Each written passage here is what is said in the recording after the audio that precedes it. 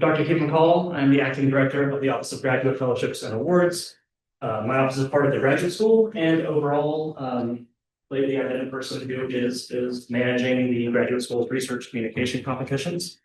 So in the fall, we had an op-ed competition, which is a chance to practice your written communication skills for a broad audience. And in the spring, we are bringing back the 3-minute thesis competition, which is a chance to practice your oral communication skills.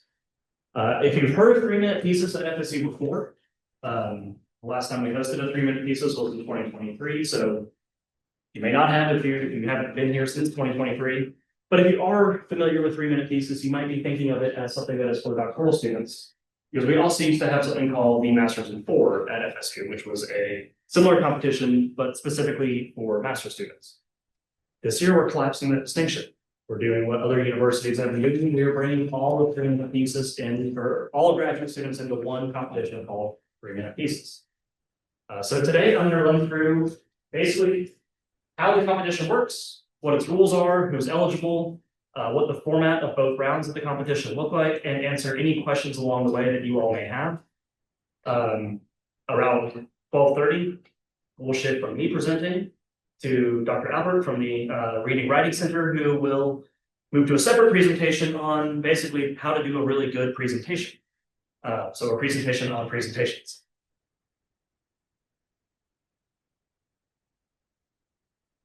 I will cover that in a moment, actually.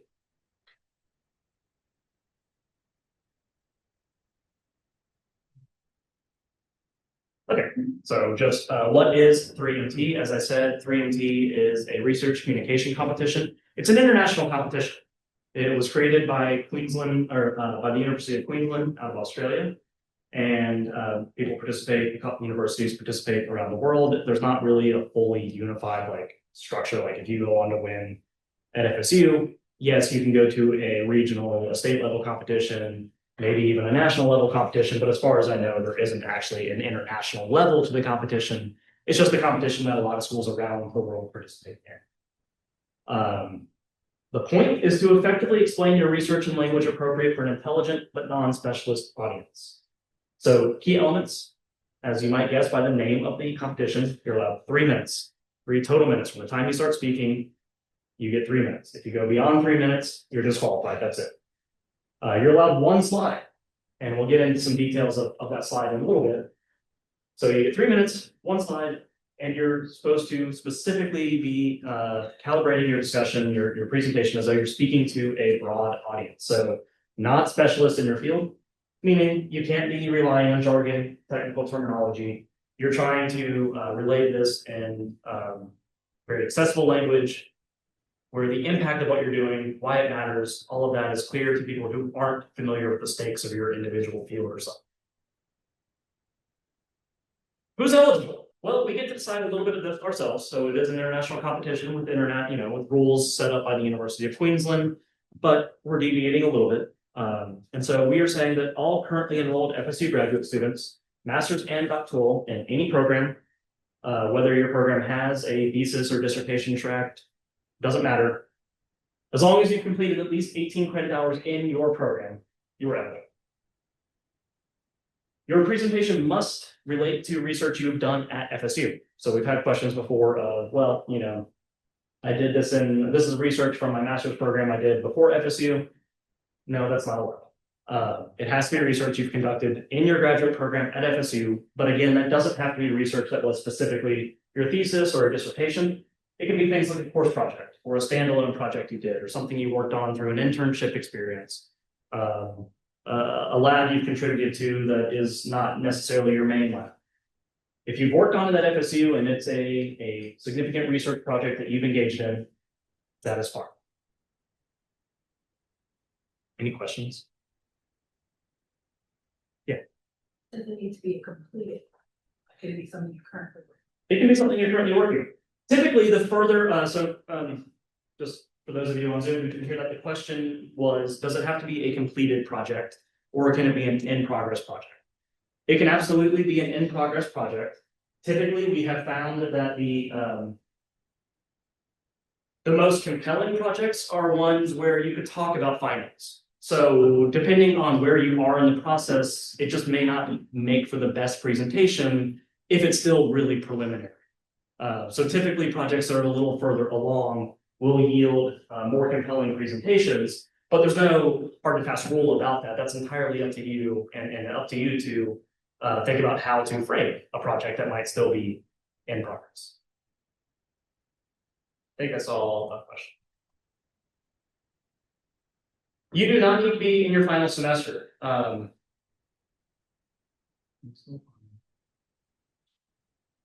that's fine. As long as you have 18 credit hours already completed, you're eligible. Doesn't matter when you're graduating. I mean, if you're here right now, you will not graduate before the competition. So, right, because there's not another graduation until the end of the spring semester. So the earliest anybody can possibly graduate is spring semester. So as long as you're currently enrolled during the competition schedule for the spring, you are perfectly eligible to participate, again, as long as you meet that criteria of having completed at least 18 credit hours. I think I see maybe something in the Q&A as well. Okay, for those of you on Zoom, you have the Q&A option. You also have the chat option.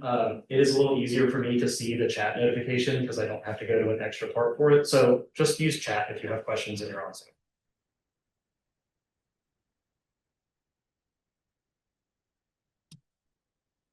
So you're here today. I'm assuming you're at least somewhat interested in participating, but I'll give you a couple things about, really why it's worth participating, what we think this competition is for, and why we want to encourage graduate students to participate. The main thing is that it's a chance to share your research with the FSU community and in some instances, even a little bit beyond FSU. If you make it to being a finalist, one of the judges at least will actually be somebody brought in broadly from the Tallahassee community, not just an FSU person. Typically, the people who win also get, they get covered by FSU News. So it's a chance for us to showcase what graduate students at FSU are doing, the impactful and important research you're all engaged in, to have a venue for you to share that broadly with the FSU community and, again, hopefully beyond the FSU community. It's also a chance to practice key communication skills.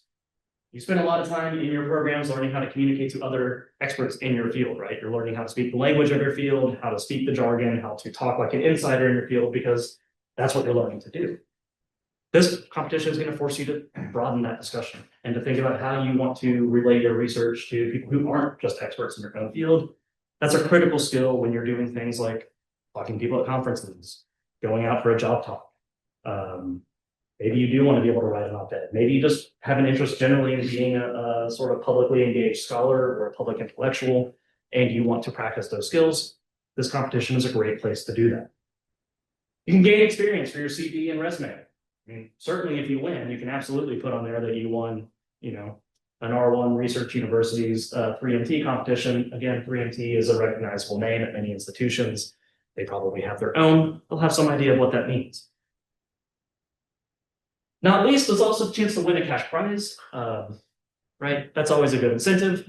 So the award structure for this is that the first place winner will get $1,000. Second place winner will get $750. We have $500 for third place.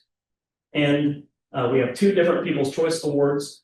So since we combined doctoral and master's into one competition this year, there is one place where we are splitting that into two different awards. There's a $250 People's Choice Award that will be allocated to master's and doctoral.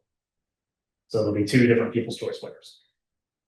The winner can go on to compete at the state or regional level. So I believe the graduate school will provide assistance for you to go to it'll be either the Florida Conference of Graduate Schools meeting, if it's the state level one, or it'll be the I think there's like a Southeast Regional Conference of Graduate Schools meeting as well. So we'll send you to one of those two. If the first place person, if you're not interested or not able to go, the second place person gets to go instead. So you have a chance to continue on and compete at a higher level, where again, I think there is a cash award structure at those levels, but that's not up to me. What are the rules? So here we do follow what the University of Queensland lays out. Again, you are allowed a single static slide. Static meaning that there is no transitions, there's no animation, there's no movement in your slide of any type. So you can't embed a video in your slide and have a 3-minute video playing while you're doing a 3-minute talk. You can't have a, a graph that's changing to show change over time and something like that. Think of your slide basically as being a poster. And you having 3 minutes to do a poster presentation, but instead of a poster, you get that one slide.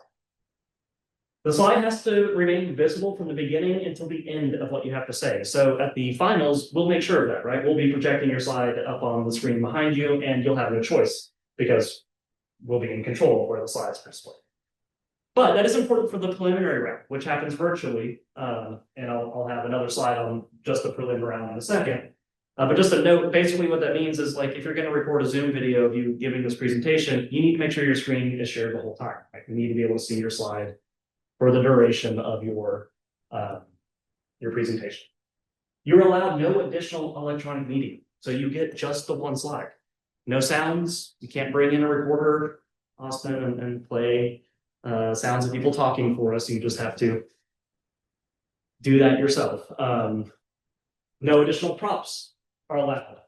So I remember a couple years ago, there was we have a postdoc event called the 5 minute thesis, 5 minute research competition, where postdocs are allowed 5 minutes and an unlimited number of slides, I believe, or something like that. And one student who was in biomedical sciences, he had a stethoscope on and wore a lab coat to give his talk, right? Because that's his work, that's what he does. He wanted to dress like he does in his field. You can't do that here. That's considered a prompt. So basically, anything that would sort of count as like a demonstration item or a costume or a sort of anything along those lines is not allowed. Again, presentations are limited to a maximum of 3 minutes. If you exceed 3 minutes, you're disqualified. Importantly, though, we don't start the timer for you. You start the timer as soon as you start talking. So if you get up there on stage in the finals and you stand there for a minute before you open your mouth, you didn't already waste a minute because this timer starts when you start talking. It will still probably be a little awkward if you do that. It's not best practice, but we don't just, we don't tell you timer's running, go. We wait for you to say, and then we start the timer. So the same rule applies when you submit your video for the prelim. Yes, question. Yes, if you make it to the finals, there will be a very visible timekeeper in like the front row for you. When you're doing your prelim video, it's just up to you to keep track of that yourself. But again, same rule applies in your prelim video. If you submit a video that's 3 minutes and 30 seconds long, that's not an immediate disqualification if you're only talking for 3 minutes of it, right? So if you have 10 or 15 minutes or 10 or 15 seconds of cushion at the beginning before you start talking, that's fine. Again, if you have like a little bit of silence at the end, that's also fine. Just make sure that your spoken presentation itself falls within 3 minutes. And so on the prelim round, obviously you can redo it and redo it and redo it until you get it right. At the finals, that means if your timer tells you time and you're in the middle of a sentence, just stop. Because it's better to stop awkwardly than to run over, because if you run over, it's not, right? You're disqualified. Yeah, question. Can it be less? Like, what's the window like? 2 minutes? It can be, yeah, it can be less. I will say that judges will wonder why you came in significantly under if you come in significantly under. 3 minutes is not very long to share your research. Typically the challenge is not going over 3 minutes. If you only have like 2 minutes of something to say, it's probably a sign that you could have said more. So most people tend to come pretty close to 3 minutes. I'd say 250-ish. Again, there's no minimum listed. It will just be one of those things. It's like, if you're told, so I do fellowship in award writing, right? If you're told you have 400 words for a personal statement and you turn in 150 words, reviewers are going to think, well, what else didn't you tell us that you could have told us, right? So think of this in the same way. Okay, so like I said, we will have 2 rounds at FSU. We have a virtual preliminary round. This is the one we are in the midst of registration for right now. Registration for the preliminary round will close Friday after this coming one on February 13th. And video submissions then are due by Monday, February 16th.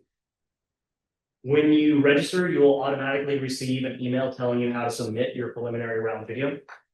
For that round, again, it's judged virtually, asynchronously. We have a panel of judges, about 15 people pulled from across the university. None of them are faculty from specific departments, so there's no like conflict of interest. They're all staff from very broad academic units across campus. Our goal out of the preliminary round is to have 15 finalists advance to the final event. The final event will be held on Wednesday, April 8th, in the College of Medicine's auditorium. So that's an in-person final round. You will be notified on March 13th if you've been selected as a finalist. You'll also be notified on March 13th if you have not been selected, but the point is to give you about a month to prepare to move from being, if you are a finalist, to move to that final round.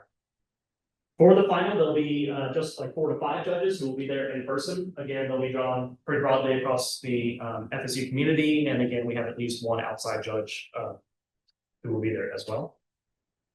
Yeah. Is that an open forum, so like can people other than the judges be there? Yes, absolutely. We would encourage you to bring all your friends, family. We want it to be a big event. It's in a big auditorium, there's plenty of room for it. That final is also going to be recorded by FSU's GeoSet studio. So we make those recordings, we make the finalist videos available. And in fact, they are available from previous years right now. So again, you can go onto the graduate school's YouTube page and you can watch the final presentations from both the Masters in 4 and the 3MT for the last few years that we did it. Looks like there is a question in the chat.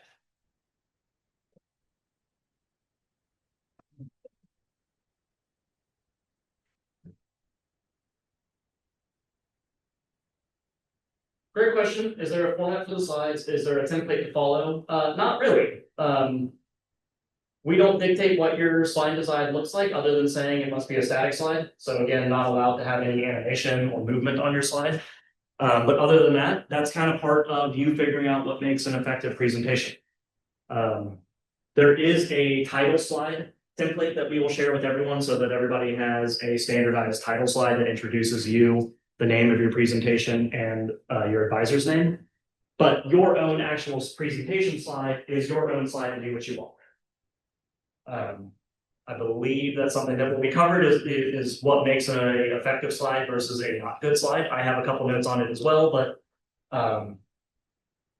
how you handle that is going to be up to you. Yeah, I'll answer that question in just a moment. The one about can you modify? Okay, so 2 people have that question. It's a great question. I'll get there in just a moment. Okay, so let's talk about the prelim round for a second. Zoom recording is fine, and I suspect for most people that's what you'll do. Basically recording yourself on Zoom or you're screen sharing your slide and you're talking into your camera. That's perfectly fine. Again, we'll provide a title slide template. When you register, the email you get with the submission instructions, one of the things that we'll include is a link you can download that title slide template from. It's important to make sure that you are clearly visible, and so is your slide. So if you're recording via Zoom, you want to make sure you're doing active speaker. That way your speaker video is available. You are not allowed notes, scripts, props, or outfits, even in the prelim rounds, right? So no notes and scripts is important. Yes, you're doing this on your own computer. There's no judge there to actually watch you. You might think to yourself, well, how are they going to know if I'm actually reading it off the screen the whole time?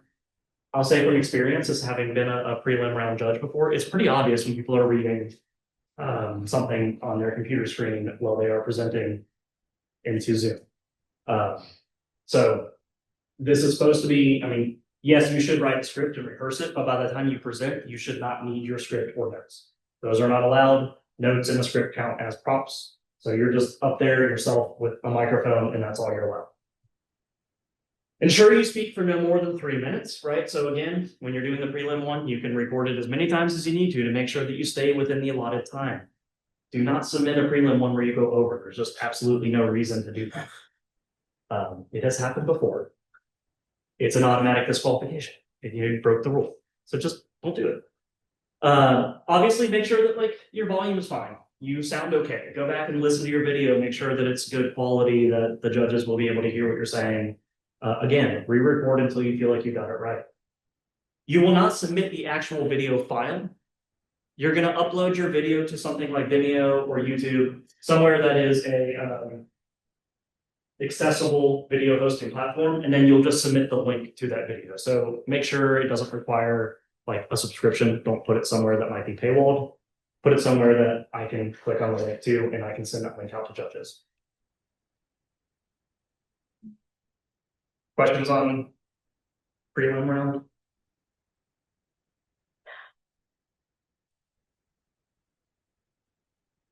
Yeah, awesome. So are we being judged on looking like we're performing a memorized script, or are we being judged on spontaneous presentation skills as well? I.e., is the idea to mask that you've memorized a script, or is it? I mean, how rigid is this? in effect? It varies based on the presenter and what they're comfortable with, I would say. Some people reverse the script till they get it. Other people work from, sort of a bullet note outline and know what they want to say. Either one works. I think that's based more on your comfort level. Neither one is going to be more effective necessarily. Neither one is like, this is what the judges are looking. But they're given a rubric, right? Yes, and I'll cover that in just a moment. Okay, let's see, so no, for the prelim round, it will be just FSU judges, no community judges for the prelim round. And the judges will obviously be identifiable for the final, like you'll see them and know who they are. They do not hide in the crowd. Yes, unfortunately, there's no way around that. We need and want the final event to be in person, so you are absolutely welcome to submit and participate in the preliminary round. And if you get invited to be a finalist and you can't make it, we will go to basically the next person down the list. But the final event is an in-person only event, and there's no way to do a video component for kids.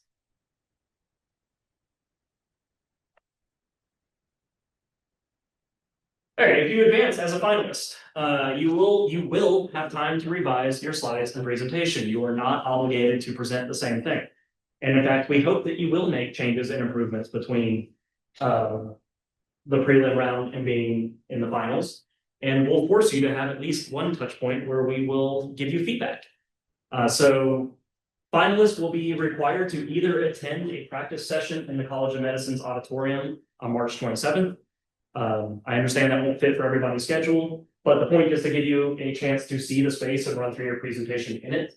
And we will be there to give you feedback on your presentation style, how you're sounding, what your slide looks like at that point. So you will have a chance to take that feedback and make adjustments, but you're also welcome to just seek out other feedback or make other adjustments that you think are worthwhile.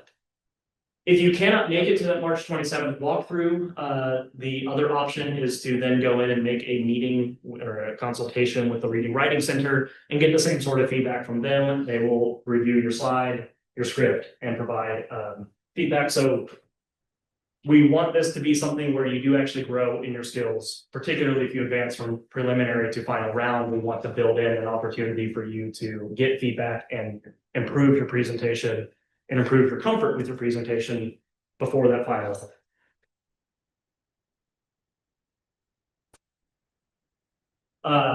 You are expected to present on the same research. So yes, you can change. Yeah, I just figured I should clarify. You can change your presentation, you can update your slides, you can change things, but you shouldn't suddenly be presenting on an entirely different research project. Like the same, you have to stick to the same title. So it needs to be significantly still the same project that you are describing, but if you reframe how you're doing it or you change your presentation slide, that's perfectly fine. Here are the judging criteria, which are also available on the website, so you can refer back to these later. There's basically two areas. The first is the content. Is what you're doing, are you describing your research clearly? Is the significance of what you're doing clear? As a sort of motivation for the research clear? Did you present any findings or impacts or what's coming out of your research in a way that people understood? And the second is on you as the presenter, your engagement and communication. Did you speak clearly? Was your language appropriate for a non-specialist audience? Was your slide good? Was your slide distracting? Was it too busy? Or was it a nice slide that enhanced the presentation rather than distracting from it?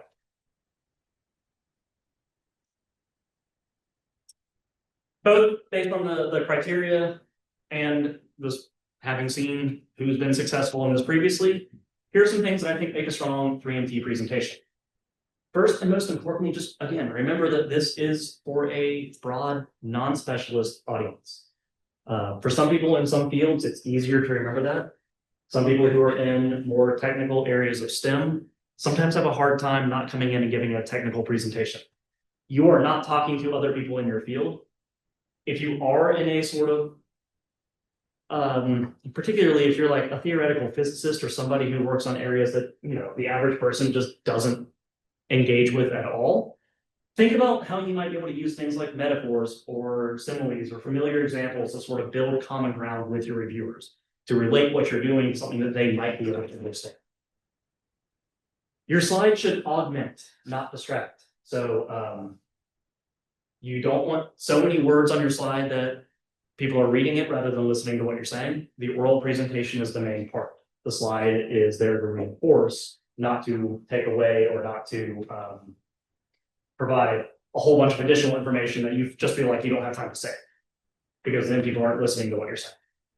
Don't make your slide too busy. Don't make it too technical. The audience should be able to interpret anything you put there. So again, if you're in a field where you all have, you know, software you use that puts things out in a particular way that other people familiar with the software will be able to interpret, great. Don't put that on the slide, because if the average person doesn't use that software and know how to interpret it, that's a meaningless figure for most people. So think about things you can use that will, basically what I'd say is you don't want people to have to think too much about your slide. If they're thinking about your slide, they're not listening to what you're saying. I see there's a couple of questions in the chat, so I'm gonna read those. Yes, on the graduate school's YouTube channel.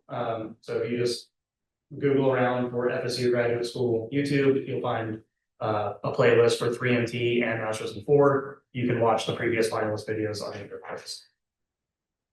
And you'll be able to see their slides and their presentation on this.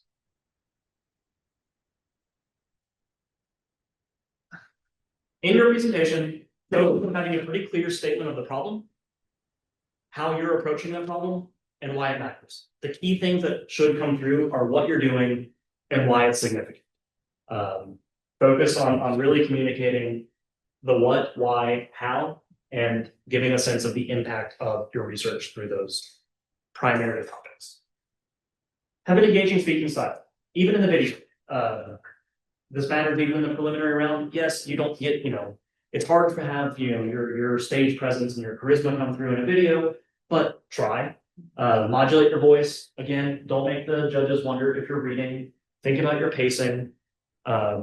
Present yourself professionally, both in the prelim round and in the finals. A catchy hook goes a long way. So if you can think about ways to pull your listeners in, take a few minutes and think about why your topic is interesting at all, or what aspect of your entire research is sort of the most interesting one that you could get other people excited about too.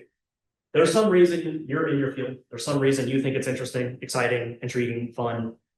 Start there and try to get other people on board with that same thing. If you're not enthusiastic about the research you're presenting, the judges aren't going to be enthusiastic about it either.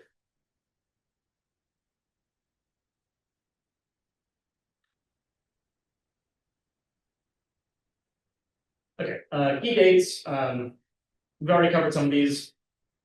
One that I didn't cover yet is that next week, this same time, same day, so Wednesday, noon, next week, there will be a workshop on communicating science. It will be, it is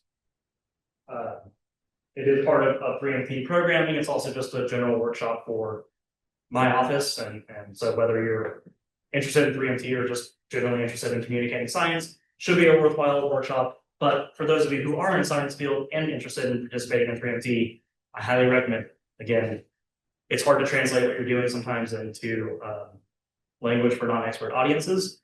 That workshop will focus entirely on that skill. Registration closes on February 13th, so if you want to participate, you've got to get registered by then. And then you have to submit your preliminary video by end of the day on Monday, February 16th. Finalists will be notified on March 13th. Final event will be on April 8th. Quickly, here's a couple QR codes for things that you might be interested in. The first is a registration, take you straight to the Qualtrics registration form for 3MT. The middle one is just the 3MT webpage on FSU grad school's website. And then the third is a registration for the Communicating Science workshop. Okay. That's my last slide. At least the last slide I'll actually cover. Yeah, okay, so if you attended today, if you registered for this workshop, I'll send you this PowerPoint later. These are useful links you might want to refer back to. But I'll just leave this here for a moment as we transition to the second part of this presentation, which will go more in depth into how to do a compelling and strong presentation. Also, the final, I'm going to be here, so you can ask me questions at the end too, but if there are any other questions on just format, structure, rules, eligibility, anything like that.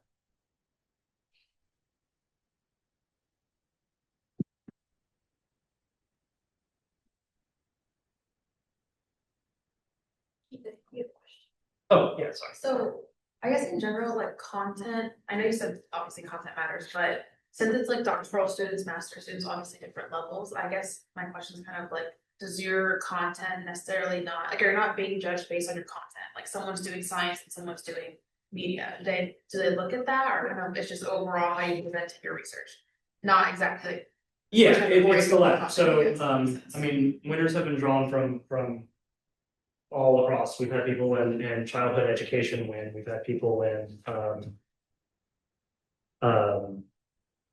STEM fields win, we've had people in public health win. So yes, it's really, it is about it's about the presentation, and it's on you as the presenter to make your research seem important, right? Like but it's not like, okay, this person is working on a new class of cancer drugs, and this person is working on I don't know, something else that isn't life-saving.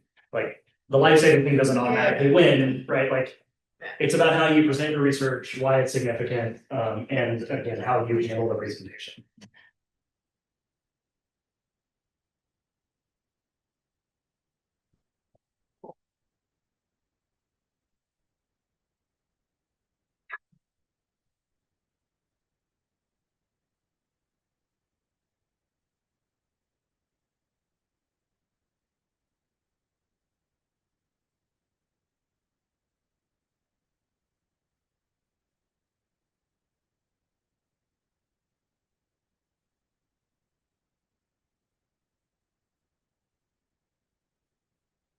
Okay, can everyone on Zoom see the slideshow that's on the screen now that reads 3-minute thesis competition?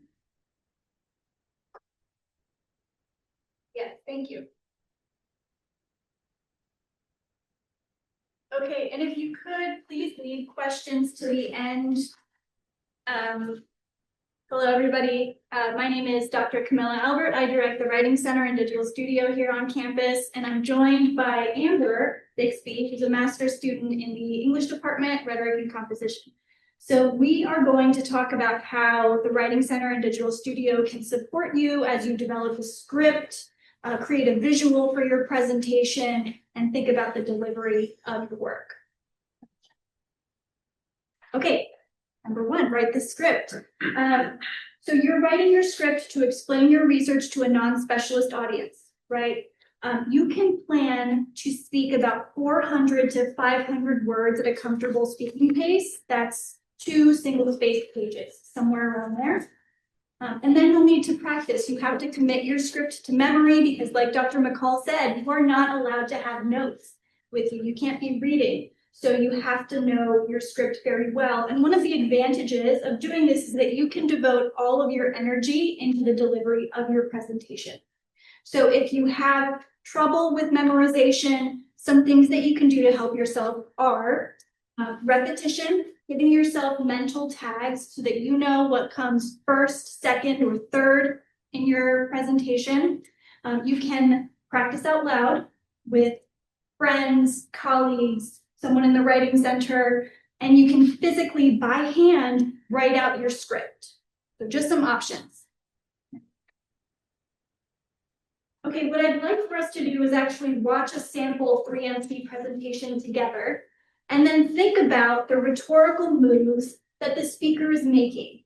So rhetorical move is any action that has a particular communication objective related to the goals of the text or situation. So the situation here, again, is communicating your research to a non-specialist audience and showing them that it's important, that they should pay attention to you, right? Okay, let's play it. Okay, next up is Tolene Latimer, the Department of Communications in the College of Arts and Sciences. A Buffalo native, Tolene began learning sign language 2016, I believe. And you have been signing ever since. And Tolene loves to read. And by that, I mean, Tolene loves to read. Last year alone, she read 80 non-academic books. That is impressive. I think that's the definition of well-read. Tolene, are you ready? I am. Ready, set, pitch. If you can keep your hand raised, who knows someone who's had Alzheimer's disease or dementia? You can break the 90-degree rule and look around really quick. I keep my hand raised with you as someone who was a caregiver for over 6 years. And as we lower our hands, I want to acknowledge this is an issue that's impacted the majority of the room. Alzheimer's disease and related dementia is known as ADRD or terminal, and they affect 3 things: our thinking, functioning, and memory. 1 in 3 adults will develop this disease, and given the growing aging population, it's expected that those numbers will more than double in the next 20 years. Yet ADRD research lacks diversity. It focuses on mainly white and English-speaking populations. That's not representative of everyone in the US, and it's certainly not representative of just us here today. One group that's continually overlooked is the deaf community, despite hearing loss being one of the highest predictors of developing this disease. And by deaf, we're talking about capital D deaf people. They are a unique minority with their own language, culture, and community, and they see their deafness as part of their identity, not something to be changed.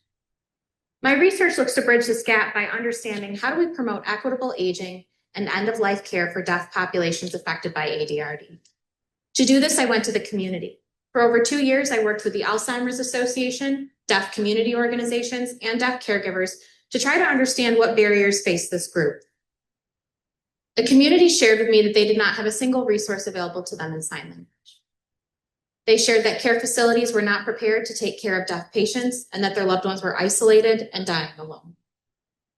And they shared that they had waited their whole lives to see change, that they were angry and they were tired.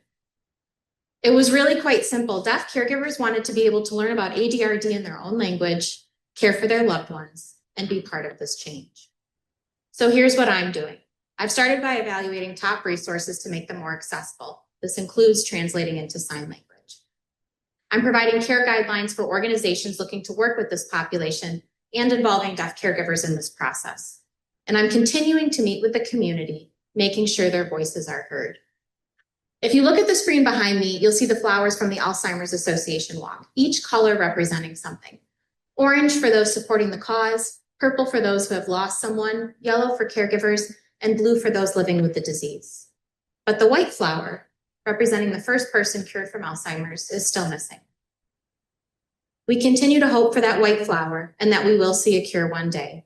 But until then, I continue my research to support the deaf community as they navigate health in a hearing world. Thank you.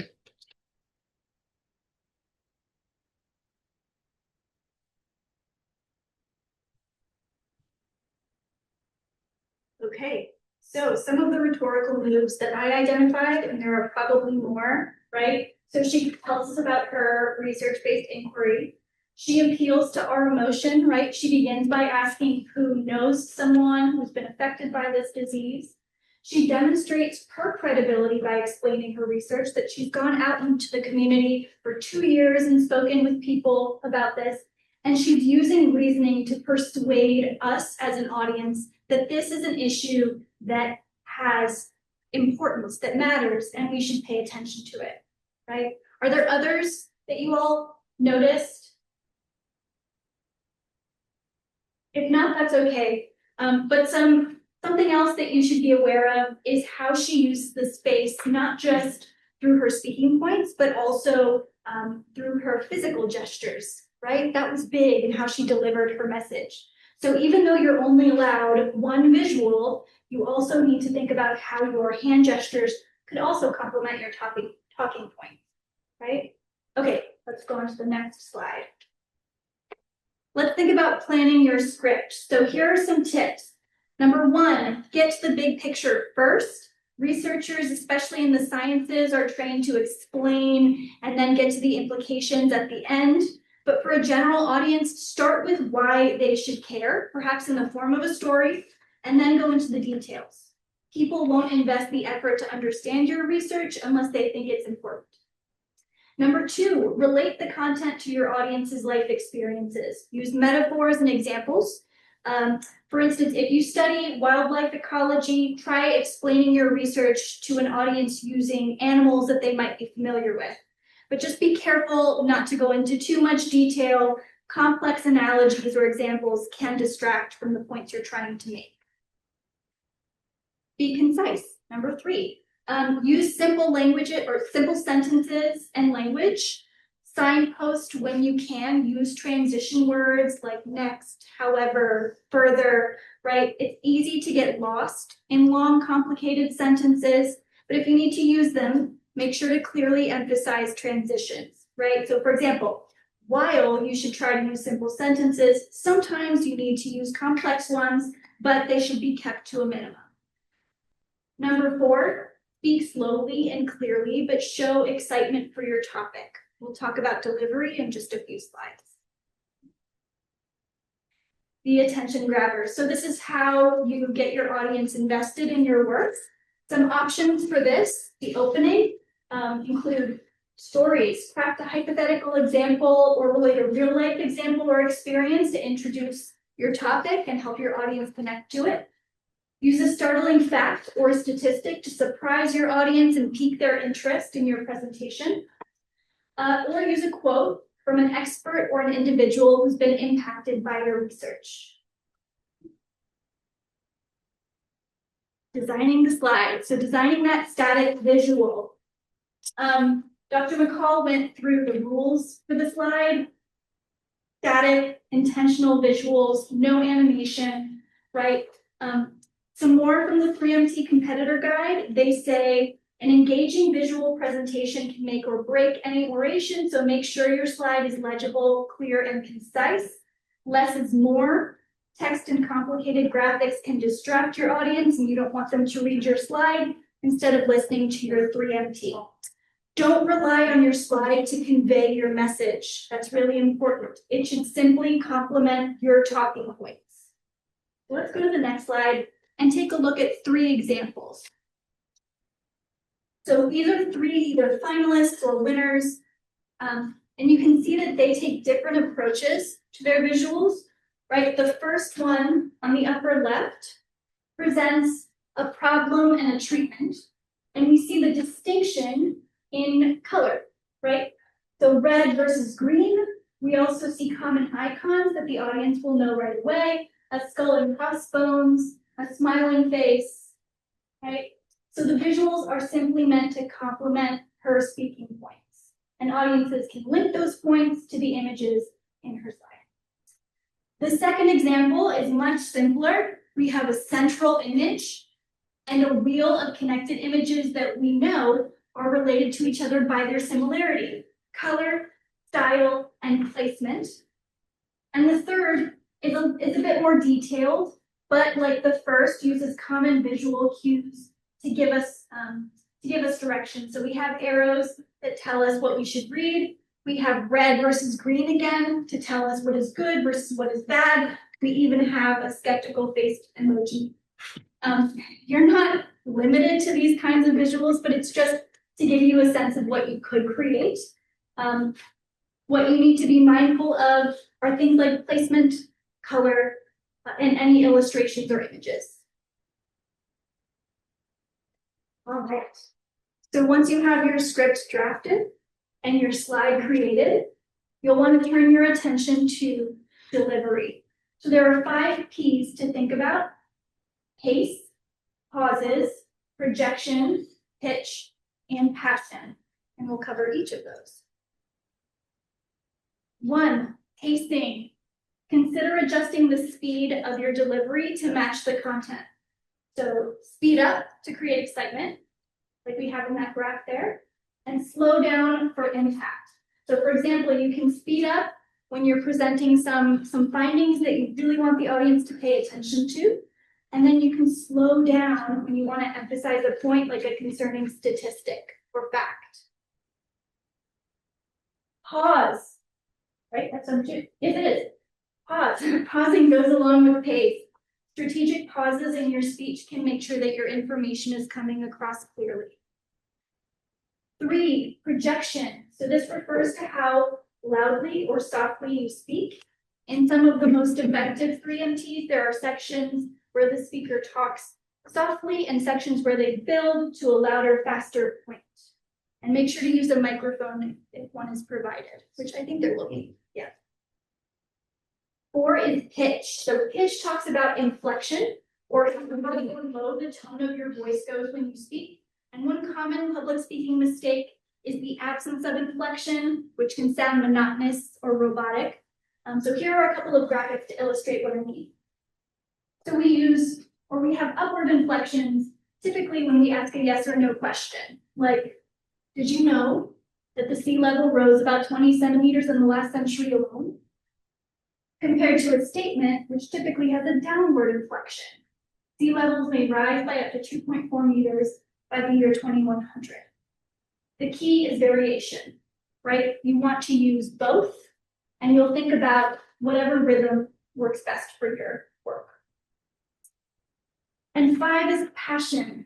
So create emotion in your presentation and demonstrate your interest in the topic through facial expressions, conveying emotion when appropriate, and body language like hand gestures, eye contact with the audience, right? Be intentional with your movements. We have a resource at the end that you can read that talks more specifically about body language and stage presence. Okay, so for this first preliminary round where you need to submit a video, we recommend 2 options to record yourself. The first is Canva Pro. All FSU students have access to Canva Pro, so use it. You can either create your slide here or upload it from something like PowerPoint or a Google slide. And then what you'll do is go to the present and record feature, and it'll have your slide in the background and an image of you in the bottom corner. So that's one. Next is something we're all very familiar with, FSU Zoom. So you would share your slide, make sure that you as a speaker are in view, and then you can record it either to the cloud or to your computer. And if you need help with this, our digital studio is glad to assist. Okay, so the last thing that I want to leave you with is actually a few tips from Faber Maurice. She won the 3MT competition at Stanford last year, and she has 3 tips for anybody who's applying. Recommend to anyone on preparing a video submission are: 1, think about the angle you want to create your narrative around, whether that being a single body of work or your overall big picture thesis. Secondly, think about a practice audience. For example, I thought about how I would explain my research to my parents or even my grandparents who have basically no clue about my work. And thirdly, I would also think about using physicality and your environment in the best ways you can. That means embracing gestures, facial expressions, and even checking the lighting so there's no distracting factors when you record. I really enjoyed being a part of my 3MT cohort. I loved. It's very short. Her 3MT presentation is amazing, by the way. You should check it out. And review really as many 3MTs as you can. It's great to see what other people do. So Amber, turn it over to you now. Hi, everyone. So, as Dr. Albert said, my name is Amber. I am one of the co-coordinators of the Digital Studio. And I want to talk a little bit about how the Writing Center and the Digital Studio can support when it comes to preparing for a 3-minute thesis competition, or if you are also just developing your research as well. Specifically the Writing Center, which is going to be in the Williams building, is a little bit farther, up campus a little bit. We offer Zoom and in-person appointments. We can help with seminar papers when you're drafting that script and you're writing, your research, and trying to fit that 3-minute, constraint, how to fit in as much information as possible. We also kind of can help with graduate school applications if you're looking for, schools after this or where you're going next. And then professional job documents, developing CVs, developing resumes, kind of seeing maybe where, 3MT can fit into that CV or resume. We also can, in the Writing Center, serve as practice audiences or kind of receive that presentation and give tips and feedback on, if you're conveying the amount of right information for the presentation. We have a little QR code here and our website and our email. If you want to scan that to start scheduling appointments, we do them in 45-minute blocks. You can do 2 a week. And again, you can do Zoom or in person for Writing Center. And then if you're looking specifically for the Digital Studio, that's in the William Johnston building, which is right next door. We're the more digital design and delivery and kind of presence audience. So we're going to help you with getting the slide kind of put together, make sure that it has, it's not too distracting, making sure that your delivery and your stage presence is as engaging as possible. And then also kind of helping with more general stuff like creating websites, e-portfolios, and professional documents with the design element, which information do you want to display first and stuff like that. We can help with, anything from brainstorming. You don't have to come in with something, and this is kind of for both locations. You don't have to come in with something already prepared. We can kind of start from ground zero.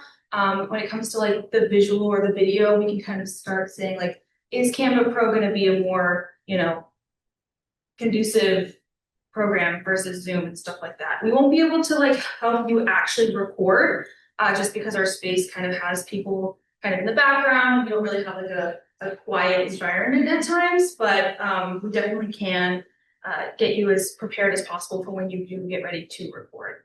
So really quickly, our website is fsu.mywconline.com. You just need your, FSU email and then whatever password that you use to sign into any FSU application is fine.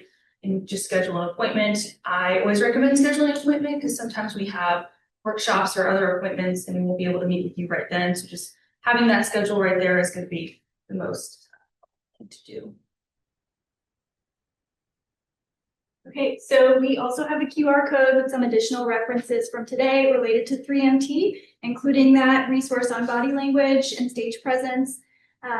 So feel free to scan that. We're also happy to share this slideshow with anybody who attended in person or over Zoom. Any questions? Any questions at all at this point? Are there any questions in the chat? You should start speaking now. Yes.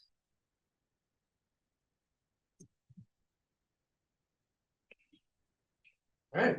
Well, we're happy to answer any questions if there are. But hopefully you all now have an idea of what to expect, and I hope you'll all register and stay. If you didn't have a chance to sign in, if you would not ever there's a sign in